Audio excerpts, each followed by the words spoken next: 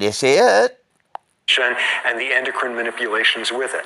Another control they had, which was looking at men who would get a certain type of testicular cancer where they would have to be treated with certain feminizing hormones. In other words, very similar to some of the endocrine treatments of male to female transgendered individuals, and post-mortem, you didn't see the changes there. It has nothing to do with the hormones.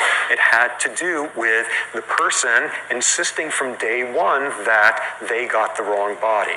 And this was a landmark study, fabulously well done and controlled, and replicated once since then, showing that what transsexualism used to be thought of is that people who think that they're a different gender than they actually are.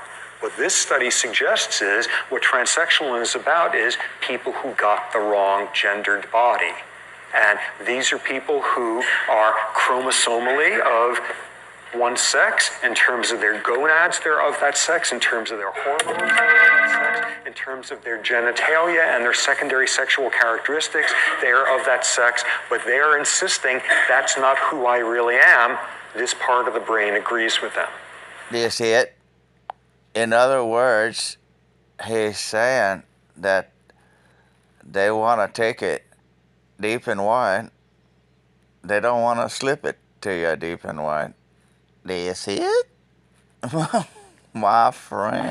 Also, very interestingly, that study was done by the same Dutch scientists who did this one. Again, this is very complex terrain in terms of what these things wind up implicating. Interestingly, that study was published right around the time that the city of San Francisco did something very cool, which was for city employees now, medical insurance will cover transgender operations. However, there's no evidence that the obscure endocrine journal published out of Latvia or something did that like the afternoon before, the San Francisco commissioners had their meeting on that one. Well, what the hell is that? So what? Just because you were born that way doesn't mean the taxpayer should have to pay for things.